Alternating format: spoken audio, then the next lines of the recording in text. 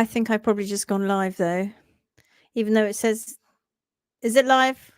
Are we live? Are we live? I think we're live. It's doing very weird things. Can you tell me if we are live? Let me just go live on Instagram because my software is telling me we're not live. Are we live? We're live. Yes. I'm not sure if we're live at all. Right. Okay. Good. Okay. Welcome back, my Phoenix friends. It's day 28. Great. Day 28. And today we're going to be talking about fixing long-term trimming mistakes. So hello, I'm Lindsay Setchell. This is the Phoenix Way mini live challenge. Not so many, as most of you know. And I'm very grateful, and it is incredible that you are still here with me, and we've nearly gone through January. So I'm it's what we're going to be like at day 364 and 5, God only knows. I probably have absolutely nobody listening anymore. Anyway, today's topic, it's all about fixing long-term trimming mistakes. And we now know, you are now learning that something that has been sort of kept a secret in the wide open is that the hoof care in the equine world is in the gutter. And people don't want you to believe that, because that makes it out that hoof care professionals are doing it wrong. Like I said yesterday, they don't mean to be doing it wrong. They're not picking up hooves and deliberately getting it wrong, but they are. And throughout my entire career of doing this, I have spent my life going back and going to horses, going back over and over and over and helping horses, equines, rehab from incorrect trimming. Incorrect diet is a huge part of it too, but that doesn't cause the effects that we generally see mostly in the foot. Systemic inflammation caused by incorrect diet is a thing. It's a real thing, and that causes issues throughout the body. They don't know how much it affects the foot, but we do know that it does. But what we do know is that over trimming, leaving toes too short, or taking toes too short, leaving toes too long by not balancing them properly to the hard sole plane, therefore going into a negative palmar angle, taking the heels and not bringing them back to the sole plane, just generally leaving bars too long, all of these things, but generally imbalances these, and they can get worse over time. In fact, that's generally what happens. They get worse and worse over time until the equines cannot, in fact, stand up on their own 4 feet anymore. And then when that happens, then all hell lets loose and everybody starts to try and fix it, when in fact the fix is very simple. Fixing long-term trimming mistakes takes time. Okay, it's not something that happens overnight. And it can also have very big lasting effects on the horse's hoof health, and in fact the horse's physical and mental and emotional well-being as well. The good news is that with the right approach, with Mother Nature's approach, and you hear it all the time, don't you, on the internet, that HM say that science is all wrong, ho, and that what they're doing is the only thing that they're doing is the only thing that's right. Well, we're rewriting science, not because what we're saying is a new science, because what we're saying is you've forgotten about this science, and this is the science of true nature. You've forgotten about it. It might sound a bit trite to you, but it's true. If you don't trim to the horse's natural parameters, you are going to go wrong, and you're going to go wrong very quickly. You can short shoes and disguise it for a certain amount of time, and for some horses, they're just lucky that they actually have for some horses that stay reasonably sound for most of their lives, they're just lucky that they have somebody who understands a little bit more, and perhaps they haven't changed from farrier to farrier and hoof care professional to hoof care professional, trimmer to trimmer, etc. But the general problem is that horses are pretty much, it's natural foot is disregarded, and that's sad, because that means that with the wrong approach, all these issues go crazy out of whack. But with the right approach, you don't even come across these issues anymore. But when we're coming to animals that have been damaged, and you see them all the time in the Phoenix group, it takes time to get them better. And for some, they will never properly get better. And when people join the Phoenix group and they look at the group and go, oh, well, all I see are all these awful feet. We didn't cause those. You have to remember, we are showing you the problems that are out there in the world. What we're doing is finding a way through to try and help you fix them. So let me know in the comments if you've been working on a long-term hoof issue, and how did it go?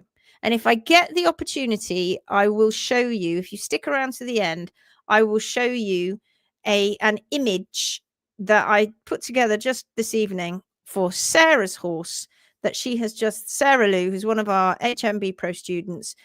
When she came to us at the beginning of last year, she was just an owner who had a crippled horse, and I'll show you what happened with her rehab. Okay, so let's just do some shout outs right to the top, because there's hundreds of you. Heather Swithenbank's here, top of the shop. Hello, Heather. Nice to see you. Louise is here. Hello, everyone. Connie Twire's here. Hello, all. A cold but beautiful day in the Rockies. Lovely to know. Stelly's here. Stelly, you're here. Good morning. Good morning. Deanne Hunter's here. Good morning. Looking forward to a new day of learning. Thank you very much. You're very welcome. Hello from Jade French in Minnesota. Ulrika's here. Hi all. Jeanette's here. Hi from a wet and windy northern France. Bonsoir. Suzanne Scheid's here. Hi from Germany. Becky Harding's here. Hello. And then there are all lots of yeses that I'm actually live. Okay. Oh, Pia says, hello, I sent you something. Okay, I shall go and look later. Right, shall we carry on? We are talking about fixing long-term trimming mistakes. How do we identify the impact of long-term trimming mistakes? What can we do? How can we see them? How do we identify them? So before we can fix them, we need to recognize them. And there are some common signs that there have been some huge trimming errors over time that have been happening over this extended period. So you could have had x-rays done and found that you've got an MPA from long toes.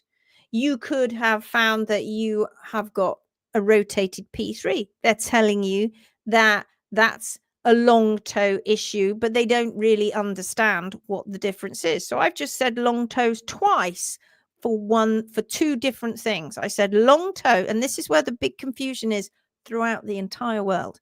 I just said long toes could cause an NPA. And I've also just said, and long toes are believed to cause rotation of P3. This is the problem that we have, my friends, is that people don't understand, one, what is defined as a long toe, two, what is defined as a low heel or an underrun heel or a collapsed heel. Three, they don't understand what is meant when we talk about vertical height, horizontal height, balanced toe. They don't get it. It's just the word long toes, and they lump us into this one category. It's a long toe, low heel nutters that trim like that. Sad, isn't it?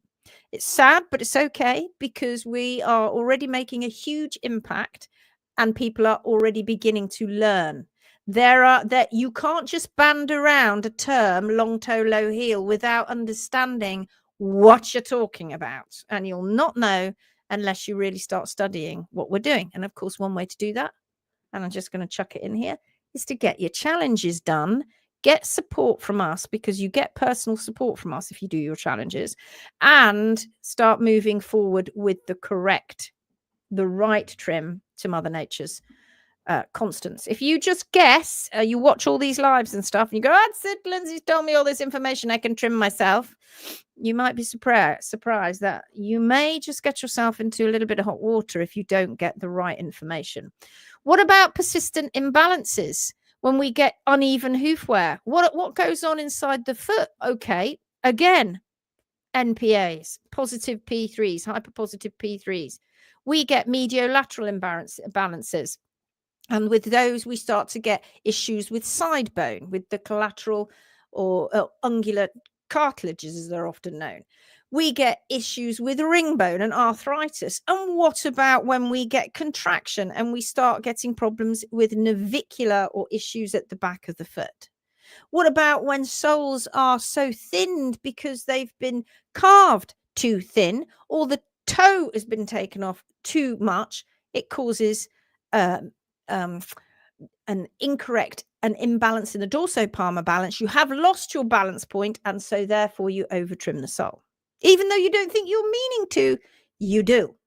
What about when you're grooving out cracks and in fact, we had one today, which I've got to go back and have a look at in the Phoenix group. Poor girls put photos up of our horse that's had cracks, where they're telling her it's a very young horse and she's got toe cracks. She's had abscesses, and they're trying to put all these metal contraptions on and tighten it up over time. And the knowledge is so lacking. It's incredible how they don't understand what is going. They think that if they hold it together, it'll knit back together. It's absolutely nothing to do with that. It's got to do with balance and letting the horse have its own natural balance and wear patterns, and the crack will just grow out. So I've got to go and put a video up, or at least respond to that poor girl in the Phoenix Way group, because that's pretty crazy. And that's just chasing pathology. If we start chasing pathology constantly, we're going to have chronic lameness, chronic tenderness, footsore horses, chronic cracks, chronic issues, chronic arthritic issues, chronic problems with P3. And when we're in a hyperpositive position, it's likely to go through degeneration, osteonecrosis. No research been done on that. We're practically the only people in the world who talk about osteonecrosis and that are highlighting this to the world. And you've only got to spend a little bit of time in the Phoenix group and you'll see them many a month, which is terrible. All of these things are signs that there have been mistakes in hoof care, and people don't realize it. And they're told it's either their fault, or it's just a freak of nature, or it was the diet. And it isn't. The problems that we see in the foot are directly related to foot issues. It makes sense, doesn't it? We know that systemic issues, endocrinopathic, hormonal problems affect how the foot functions, but it doesn't cause the foot to go out of balance. They don't cause the foot to grow stupid, overgrown bars that are crazy. It doesn't cause the foot to have bigger heels. It doesn't cause the foot to have shorter toes, longer toes. It doesn't cause all of those things. We've got to stop doing that and going blame, blame, blame, blame, blame culture on everything else except the person who's actually messing around with the horse's foot. These are chronic issues. And then when they are chronic and they have, all these problems, we stick things on their feet because we tell the world these horses can't go barefoot because they've got these chronic issues. And, your breed just can't go. It's a thoroughbred. It can't go foot. It can't go barefoot. It's got thin soles. It's blah, blah, blah, blah. It's all because owners haven't got the education. So owners don't know enough about the hoof. And so anything can be happening at the bottom of those horses' legs. And also owners don't know how to support the horse going forward in rehab and get the horse better and understand more about the diet and the gut and all of those. Again, we cover all of those in our challenges. So spotting patterns in incorrect hoof care is the first step towards addressing them and making a plan for recovery. So how do we approach the recovery process? This is the key thing. Fixing long-term trimming mistakes is going to take time, and it's going to take patience. But if you do it the right way, if you get the right information, and let's face it, you've got a horse with problems, or you've got a horse that you are trying to keep away from problems, you need to get as much of the right information as possible. Watching these lives is going to help. Yeah. Watching the big lives. We've got one this evening, by the way, me and Gary. Watching the big lives is going to help too, but it's not going to give you all the information that you really need succinctly all put together. That's, of course, going to come with doing things like the challenges. So you need to start somewhere. Well, come to the Phoenix group and then start learning from watching other people go through, other owners go through their rehab.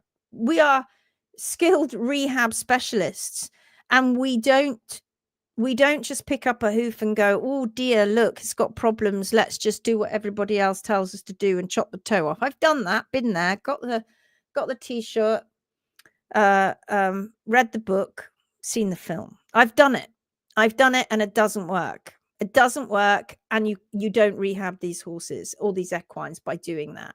The only way that you can do it is by restoring true natural balance to the foot, and the only way you can get that is by making sure you follow the horse's natural constants and natural wear patterns. A lot of the time we hear people talk about gradual corrections, so you've got to be careful and gradually. No, if you've got a horse with problems, you need to make sure that you try and help them as best you can, as fast you can. The only exception to that, and this is why we ask for x-rays, is when horses have a severe amount of arthritis and they actually can't mobilize their foot anymore. There's very little we can do with animals like that. It's very little we can do when arthritis is setting in so much as it's trying to fuse those joints together. There's very little that we can do to help those animals.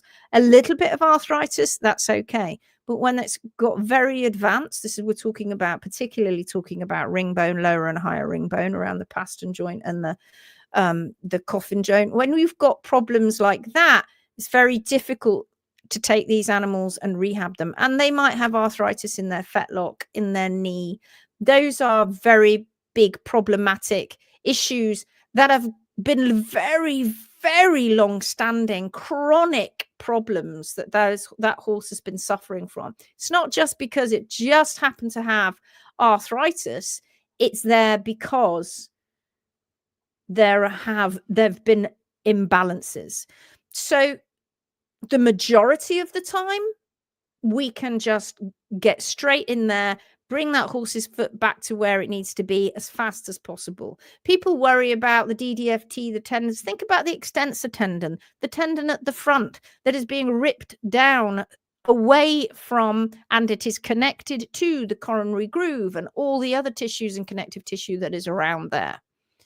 They don't think about the pain that horse is getting from that situation. You've seen horses lean back. They're leaning back when they have when they have laminitic events, not because they are trying to get themselves off their toes, which is what you've been led to believe. It's because they're trying to get P3 back into the right position in their bony column.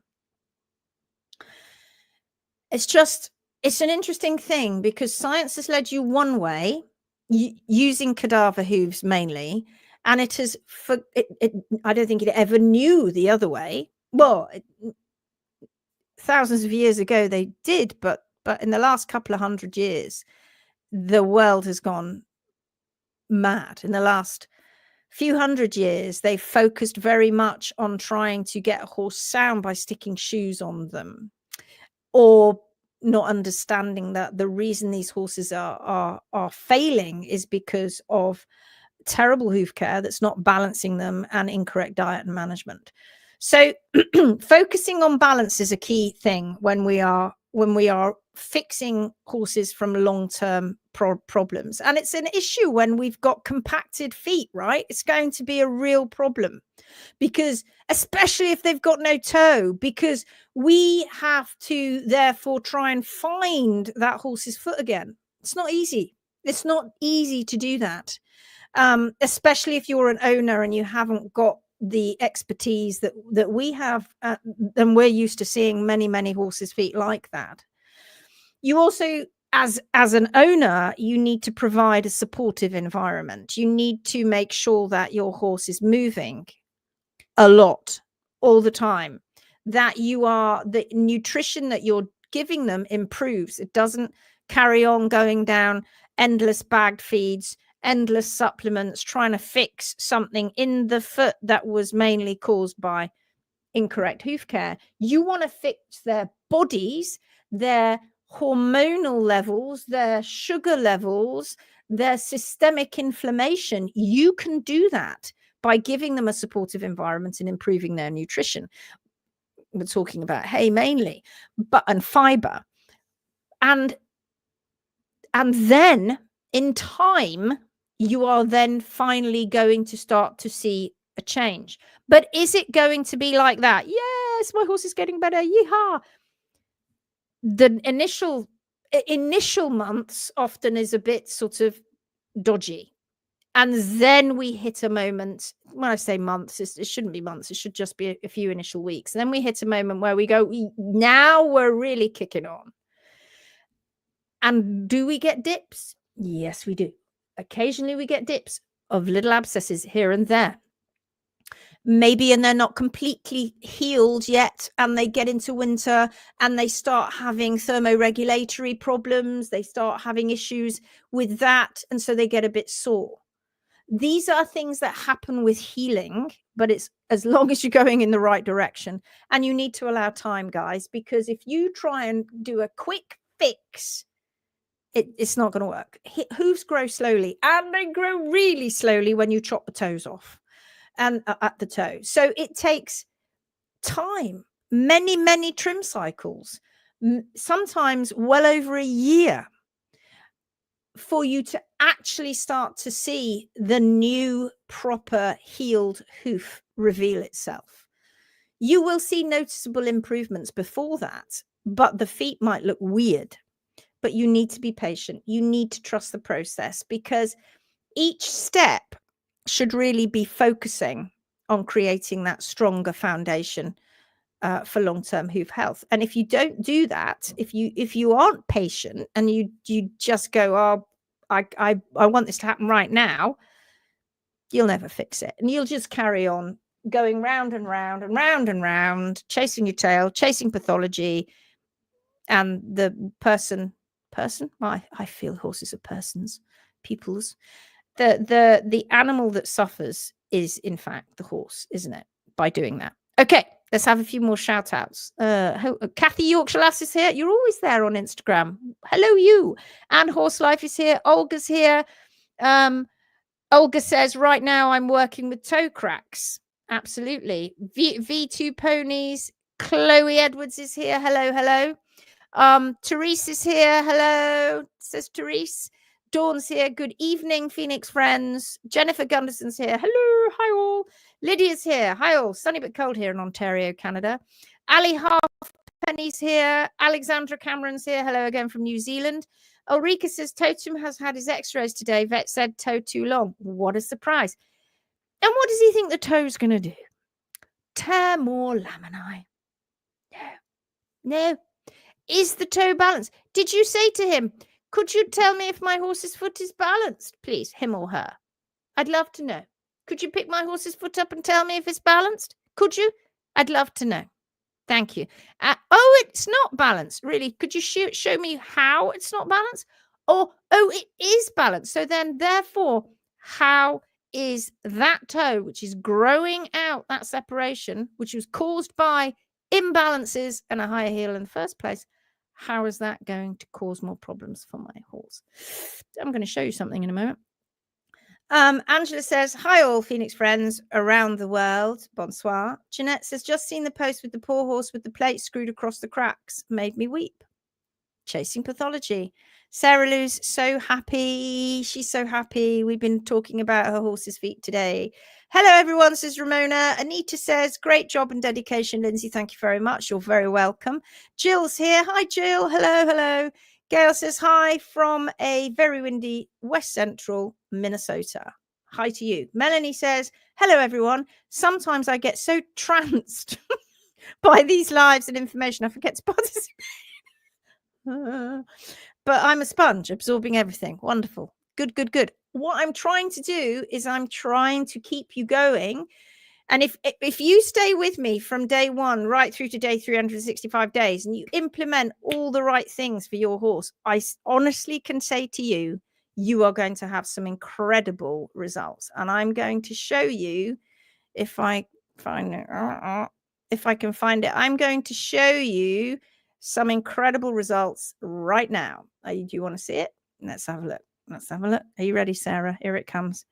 I'm going to put this up on the main public page on HM, but I just wanted to share this with you because I know that Sarah is so excited. So she's so desperate. Let me just put that over there so I know what I'm looking at. Okay. Oh, come back. There we go. Right. Let's just look at this. Let's just absorb what we're looking at. What we're looking at here is her pony Squire way back here in these first photos on the left, the right four and the left four. Her pony Squire that was crippled, lying down. She was desperate to help him. He wasn't well. You couldn't get x-rays because she lives on an island in the middle of nowhere and there's no x-ray machine on the island. And she just didn't know what was going to happen to him. She thought she was going to lose him. He was down and out. And then I know it sounds corny, but she found the Phoenix group. And then she started to learn. And then she started to trim. And look at these transitions. Let's just concentrate on this right.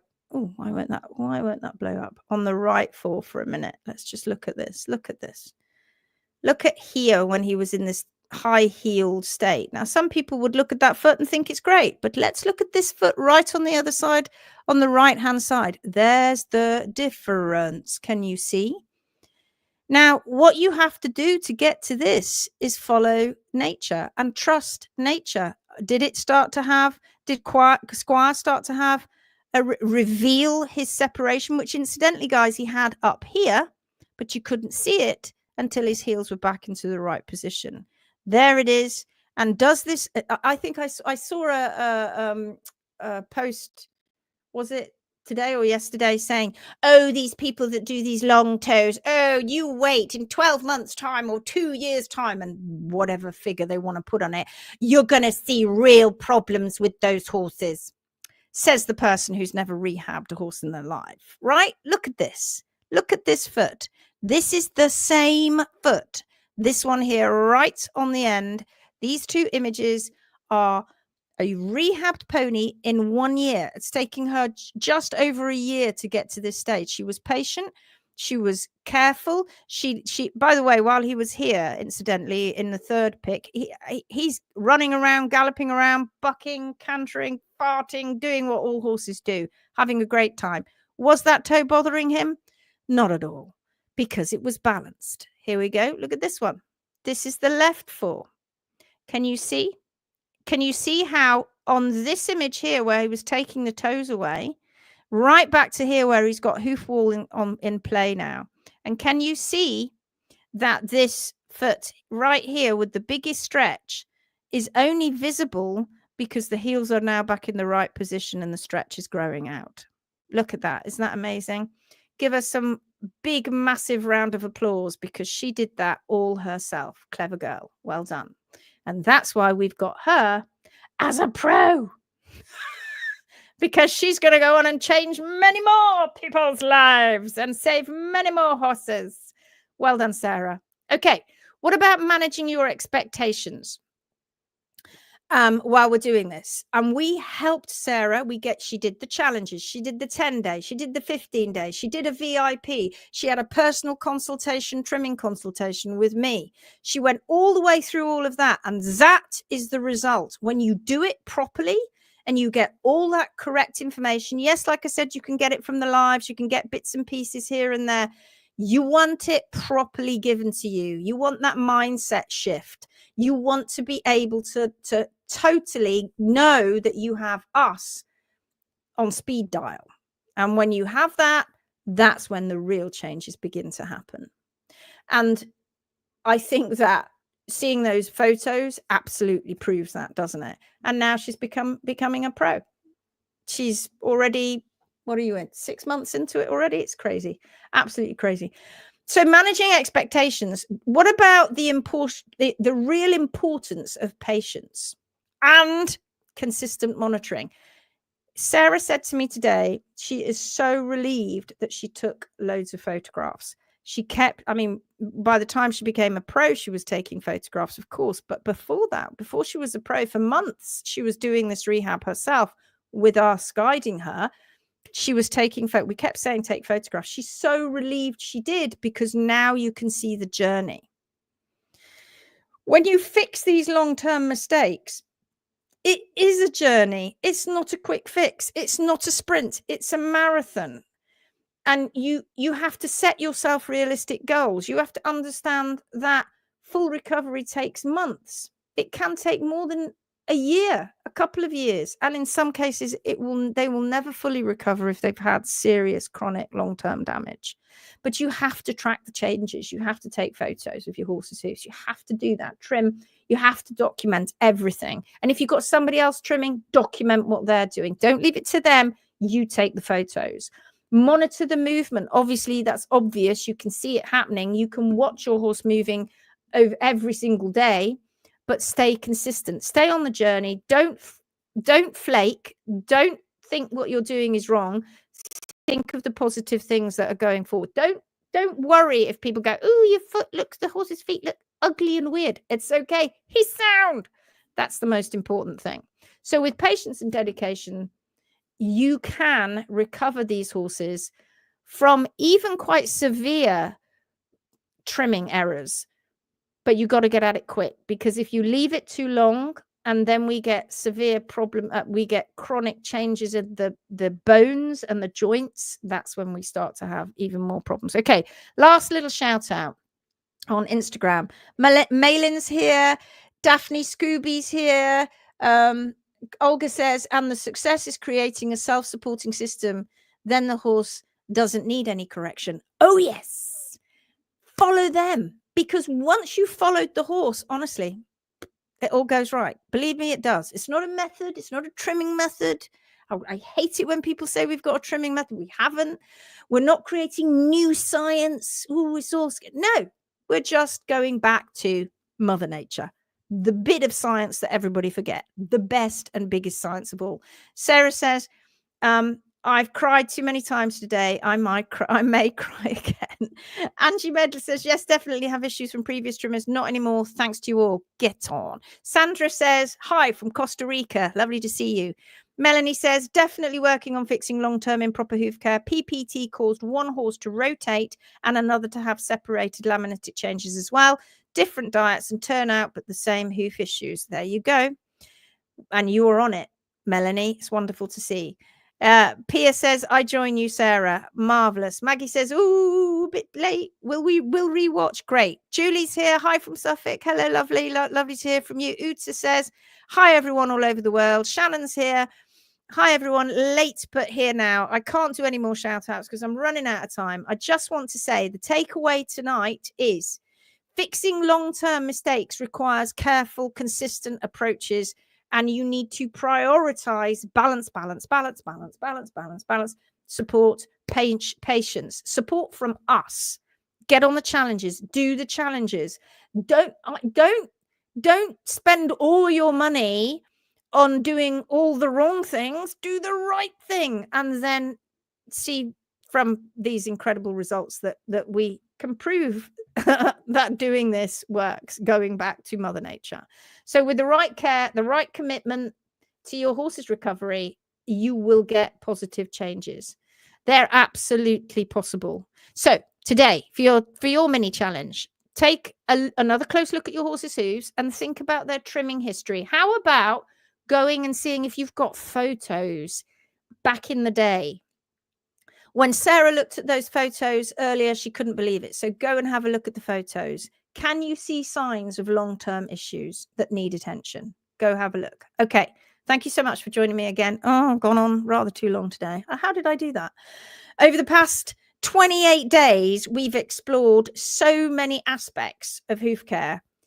It's incredible. I hope you've gained some valuable knowledge and you've gained some confidence to support your horse's health. Please, please, please help support us by changing the world, get the right information, get on those challenges, and above all else, all the workshops, come and meet us in person, but above all else, think about your horse first and learn about the feet. Okay, remember, like, share, follow, subscribe, do all of those things. And let's say it together. The Phoenix Way is about rising stronger together. Okay, folks, I'll see you tomorrow. Take care now. Bye-bye.